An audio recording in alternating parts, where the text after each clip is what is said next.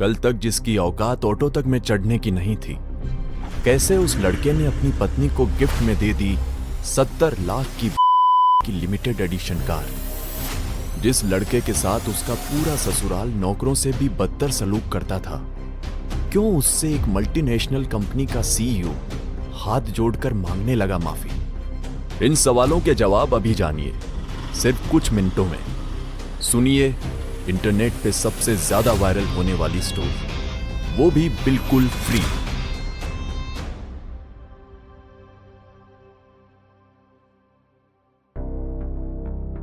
खबरदार, खबरदार जो तुम मेरे ऑफिस है, अगर किसी को भी पता चल गया ना कि मैं तुम्हारी पत्नी हूं, तो बस गई मेरी सारी इज्जत पानी में। तुम्हारी पत्नी कहलाना ना मेरे लिए किसी गाली से कम नहीं है। इसलिए चुपचाप घर पे बैठो और वो सब करो जिसके लिए तुम्हारी शादी मुझसे करवाई गई है। रिया, तुमने कल रात को बोला था ना कि तुम्हें अपने काम के लिए एक अवार्ड मिलने वाला है और उस फंक्शन के लिए पूरी फैमिली इनवाइटेड है, बोला था ना? हाँ, तो तुम मेरी फैमिली नहीं हो, तुम मेरी जिंदगी का बस सबसे बड़ा बोझ हो, जिसे ना जाने क्यों मरते मरते डैडी ने मेरे गले बांध दिया। दरअसल 1 साल पहले रिया ने अभय से शादी अपने पापा के कहने पे की थी। उन्होंने आखिरी सांस लेते हुए रिया से ये वादा लिया था कि वो इस शादी से इनकार नहीं करेगी। रिया तो अभय को जानती तक नहीं थी, और जानती भी कैसे? अभय तो खुद ही खुद को नहीं जानता था। दरअसल एक एक्सीडेंट के कारण अभय ने अपनी याददाश्त खो दी थी।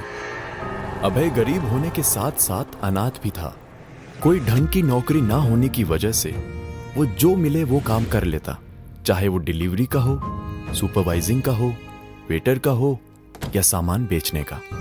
फिलहाल वो कंस्ट्रक्शन साइट पर सुपरविजन का काम करके 4 पैसे कमा रहा था, लेकिन उसकी बीवी और उसके ससुराल वाले उसे एक पल भी चैन से नहीं जीने देते थे। शायद उससे ज्यादा इज्जत एक गली के कुत्ते को मिल जाती थी। आज भी कुछ वही हो रहा था। अच्छा ठीक है रिया, अगर तुम नहीं चाहती कि मैं तुम्हारी ऑफिस की पार्टी में आऊं तो यही सही है, मैं नहीं आऊंगा। All the best. मेरी बात अभी खत्म नहीं हुई है। अगले हफ्ते हमारी वेडिंग की 1st एनिवर्सरी है। उसके लिए तुमने कुछ सोचा है या नहीं? हाँ रिया, मैंने सोचा है, जो भी कर पाऊंगा तुम्हारे लिए वो करूंगा ना। एक मिनट, तुम मुझे कोई वो सस्ता सा फूलों का गुलदस्ता देने का तो नहीं सोच रहे हो ना अबे? हेलो, रिया सिंघानिया नाम है मेरा। रिया, मैं 7 दिन है तुम्हारे पास इस शादी को खत्म होने से बचाने के लिए। मुझे ये तो नहीं पता कि डैडी ने मरते मरते तुम जैसे फटीचर से मेरी शादी क्यों करवा दी, पर इतना जरूर जानती हूँ कि अगर हमारी 1st एनिवर्सरी से पहले तुमने अपने गिफ्ट के साथ मुझे इम्प्रेस नहीं किया ना, तो उसी दिन डिवोर्स के पेपर्स पे साइन कर दूंगी मैं।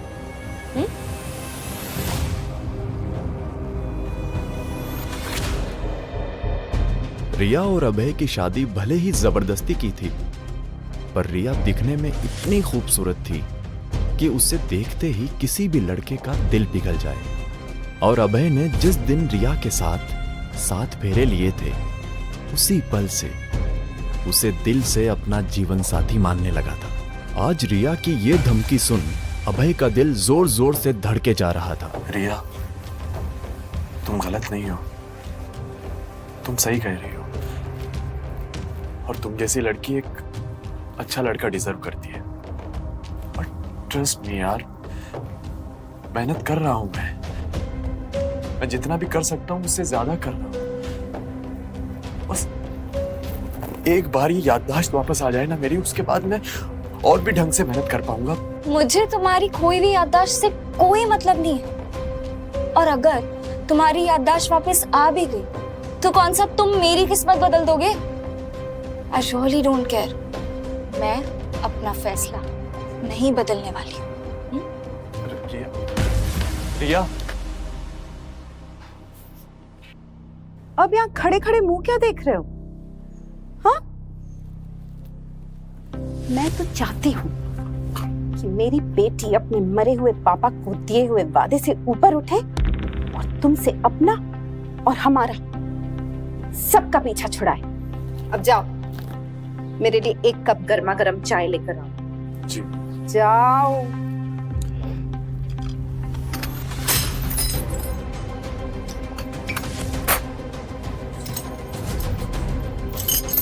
ये क्या किया तुमने अबे? इतनी महंगी चीनी मट्टी की प्लेट तोड़ दी? हाँ? टीचर, तुझे पता भी है कितनी महंगी प्लेट है ये? तो सुबह सुबह इस मनूस का चेहरा देखो, ऊपर से इतना बड़ा नुकसान। भगवान, ऐसा दामाद मेरे दुश्मनों को भी मत देना। सॉरी माँ जी, गलती से मेरा हाथ लग गया प्लेट पर। और खैर, मैं आपके लिए ना एक नई प्लेट ले आऊंगा। मुझे माफ कर दीजिए प्लीज। नई प्लेट? और पैसे कहां से लाएगा? आसमान से? हाँ? तुझे तो कोई भीख भी न दे। ठीक कहा मम्मी, जीजा जी से तो कोई काम ढंग से होता ही नहीं, और ऊपर से इनकी शक्ल भी ऐसी है कि इनको देख के कोई फूटी कौड़ी भी ना दे। बिल्कुल ठीक कहा प्रेरणा बेटा, हमारे तो भाग ही फूटे जो हमें ऐसा दामाद मिला। इससे अच्छा तो हमारी बेटी कुंवारी ही मर जाती। खैर देखो, आज से मुझे घर के राशन के लिए पैसे मिल जाने चाहिए बिना मांगे। अब हमारे खाने पीने की जिम्मेदारी तुम नहीं उठाओगे तो और कौन उठाएगा? अभय की जिंदगी यही थी। सुबह उठो, सास से बेइज्जती करवाओ, दिन भर मेहनत करके थोड़े पैसे कमाओ और घर लौटकर वो सारे पैसे अपनी सास के हाथों में रख दो।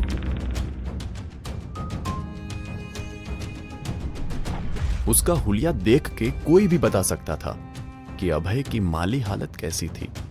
कंस्ट्रक्शन के काम से सने कपड़े जो जगह जगह से फटे होते, शक्ल पर मेहनत की धूल जमी हुई, पैरों में टूटी हुई चप्पल।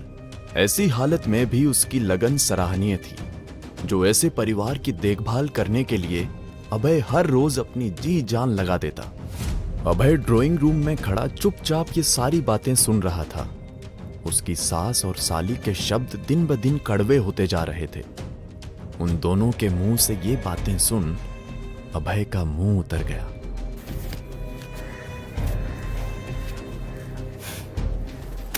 इतने से पैसों में पेट पालोगे हमारा?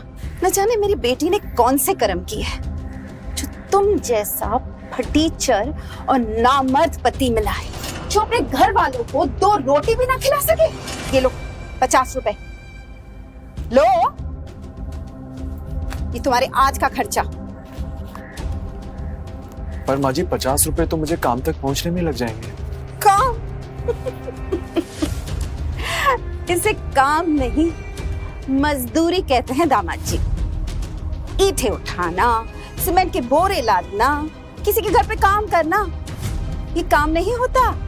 और अब तुम चाहे पूरे दिन भूखे रहो या पैदल चलो या जो भी हो, मुझे उससे कोई मतलब नहीं। 50 रुपए से ज्यादा एक फूटी कौड़ी नहीं मिलेगी तुम्हें, समझे? लेकिन माँ, जीजा जी के पास तो जहर खाने के भी नहीं पैसे बचे।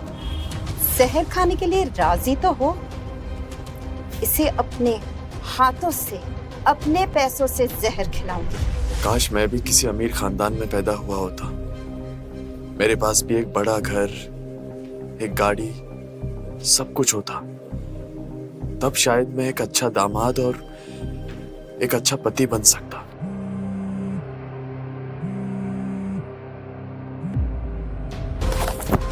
हेलो माँ, एक बहुत बड़ी गड़बड़ हो गई। क्या हुआ रिया बेटा, इतनी घबराई हुई क्यों हो? माँ, आज मुझे अपने काम के लिए एक अवार्ड मिलने वाला था और मैं अपनी बहुत इंपॉर्टेंट फाइल घर में भूल गई हूँ। अब तुम कैसे भी करके ना वो फाइल अभय के हाथ भिजवा दो। रिया बेटा, तुम्हें पता भी है तुम क्या कह रही हो? अगर अभय तुम्हारे ऑफिस आया ना तो कितनी बदनामी होगी, समझती हो? अरे मुझे वो सब कुछ नहीं पता अभी माँ, मुझे बस वो फाइल चाहिए जल्द से जल्द। Okay bye. रेणुका का बस चले तो वो अभय को 1 सेकंड के लिए भी रिया के आसपास ना खड़ा होने दे, लेकिन आज रेणुका भी मजबूर थी। ओए उड़न खटोला, कहाँ जा रहे हो? माँ जी, मैं अपनी साइट पर जा रहा हूँ। कोई जरूरत नहीं, रिया के ऑफिस जाओ और उसे ये फाइल दे दो। पकड़ो और खबरदार जो उसे नाम से पुकारा है रिया मैडम कहकर बुलाना, ताकि उसके ऑफिस वाले समझे तुम उसके ड्राइवर हो, पति नहीं। समझे? निकलो, जाओ।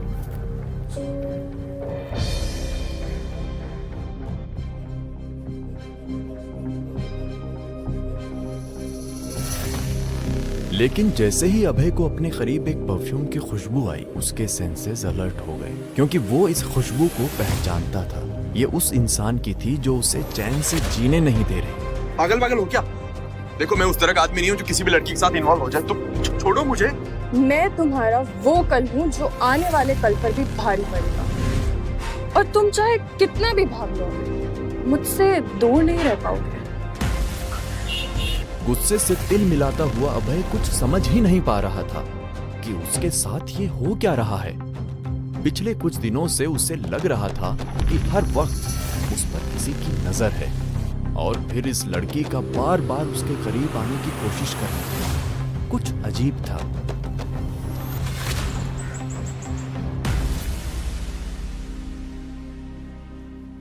अंदर कहाँ घुसे जा रहे हो? आईडी दिखाओ अपनी। मेरे पास आईडी तो नहीं है, लेकिन मेरी बीवी है। अब मेरा मतलब है कि ये फाइल मुझे रिया सिंघानिया को देनी है। रिया, रिया मेरी एम्प्लॉय, लो ये मुझे दे। वो और कोई नहीं, रिया जिस कंपनी में काम करती थी उसी कंपनी का मालिक सूर्य प्रकाश था। सॉरी सर, ये फाइल रिया के लिए बहुत जरूरी है, मैं बस उसे ही दूंगा। ओह हीरो, थोड़ा ठंड पा तो होगा उसका कोई ड्राइवर या नौकर, पर मैं ना उसका बॉस हूं और उसका होने वाला मंगेतर।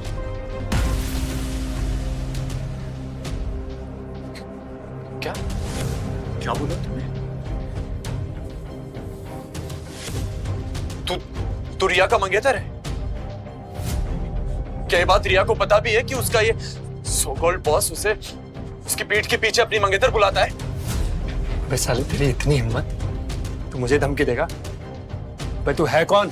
पति हूं मैं रिया का, और मेरी बीवी है वो, और उसको अपना बनाना तो दूर, उसको आंख उठाकर भी देखा ना तो यही कहीं जमीन में गाड़ दूंगा तुझे।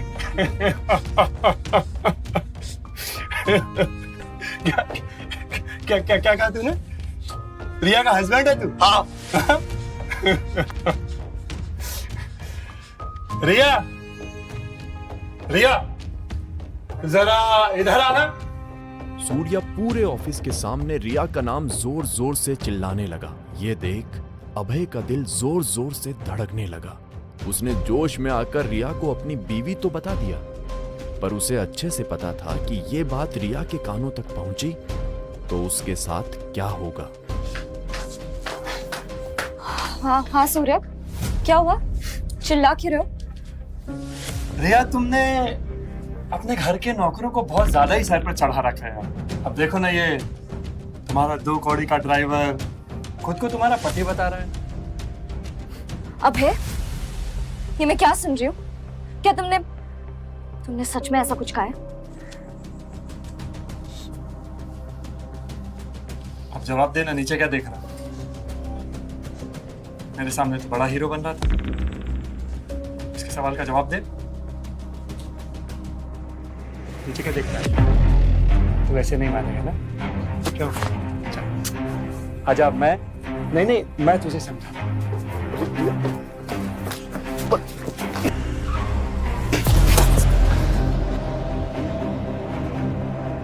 ना तो तू इस ऑफिस में कदम रखने लायक और ना ही रिया का ड्राइवर बनने लायक। रिया के मन में फिलहाल अभय के लिए इतनी नफरत पैदा हो चुकी थी कि उसने एक बार भी अभय को उठाना ठीक नहीं समझा।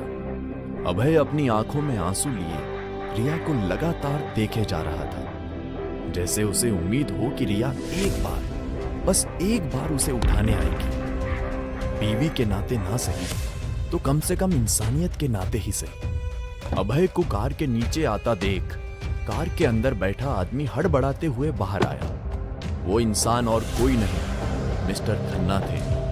वही मिस्टर खन्ना जिनके साथ आज रिया और सूर्या की बहुत ही इंपॉर्टेंट मीटिंग थी। जब उन्होंने अभय को नजदीक से देखा तो चौंक उठे। अभय सर आप यहाँ, वो भी इस हालत में? माफ कीजिएगा सर, पर मैंने आपको देखा नहीं सर। हमने आपको कितना ढूंढा पर आपकी कोई खबर नहीं मिली। मिस्टर खन्ना को अभय से ऐसे बात करते देख रिया और सूर्या दोनों के होश उड़ गए। मिस्टर खन्ना, आप इसे कैसे जानते हैं? इन्हें, यू मीन मिस्टर अभय?